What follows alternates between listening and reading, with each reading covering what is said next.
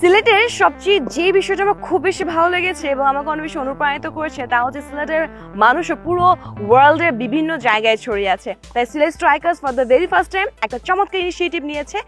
Academy দোস্তান নামে একটা club আমাদের সাথে জয়েন করেছে, যেখানে ফ্রান্স ক্রিকেট ক্লাব, তারা আমাদের সাথে এসেছেন। আমরা তাদেরকে বাংলাদেশে নিয়ে এসেছি। ছোট্ট একটা উদ্দেশ্য আছে, সেটা হচ্ছে বাংলাদেশে আমাদের সিলেট স্ট্রাইকার্সের পুরো টিমটার সাথে এই জার্নিতে ওরা থাকবেন।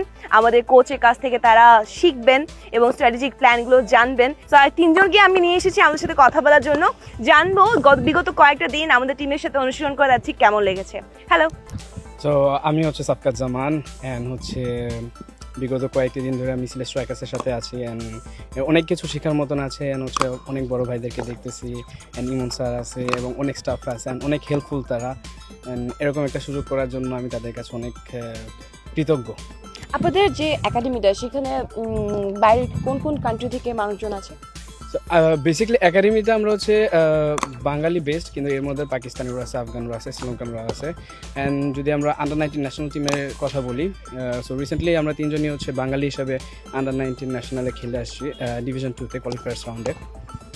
সো ওইখানে হচ্ছে আমরা তিনজন বাঙালি, দেন হচ্ছে এখানে আফগানরা আছে, পাকিস্তানিরা আছে, সাউথ আফ্রিকানরা আছে, অস্ট্রেলিয়ানরা আছে। সো অনেক আর কি সেভারাল কালচার মিক্স একটা দেশ। আর ওখানে ক্রিকেটটা যেহেতু এখন ওয়েল ডেভেলপ না, তো সিলেট স্ট্রাইকার্স এমন একটা ব্যবস্থা করতেছে এগুলো যাতে আমরা আইসিসি চোখে পড়লে তাহলে ওইভাবে জিনিসগুলো ডেভেলপমেন্ট হইতে পারে। আন্ডার-19 যে টুর্নামেন্টটা ছিল, মানে আপনার কি মনে হয়েছে আপনাদের ঠিক কি কোন কোন জায়গায় পিছিয়ে আছেন? এক্সপিরিয়েন্স, এক কথা এক্সপিরিয়েন্স থেকে আমরা অনেক পিছানো। অ্যান্ড হচ্ছে যেহেতু প্রচণ্ড ঠান্ডা পড়ে ওই দেশে, তো একটা সার্টেন টাইম থাকে আমরা কোনো রকমের প্র্যাকটিসও করতে পারি না, ওই জায়গাগুলো আমরা পিছিয়ে আছি। তো এই জায়গায় এসে আপনাদের মধ্যে কে যেন সিলেটি ছিলেন? আপনি। স্যার আমি নর্মাল কথা বলছি, আপনি সিলেটি উত্তর দেন। হ্যাঁ, তো এখানে সিলেট স্ট্রাইকার্সে আসার পর আপনি কি ব্যাটসম্যান না বোলার? আমি fast bowling allrounder.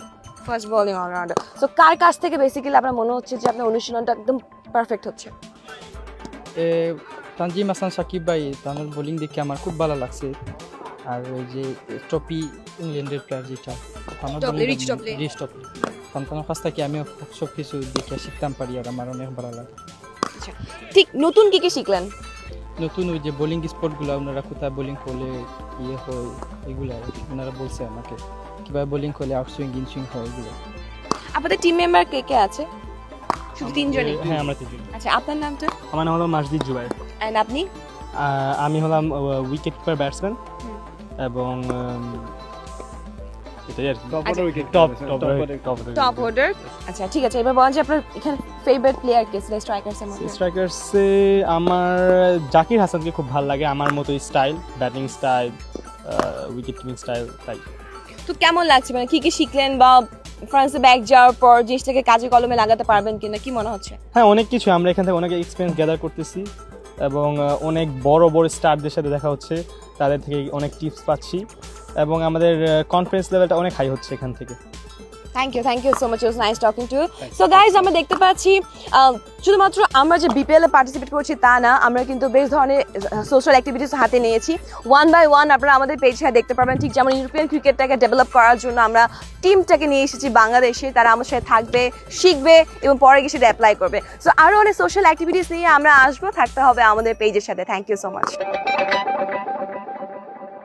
Sylhet strikers.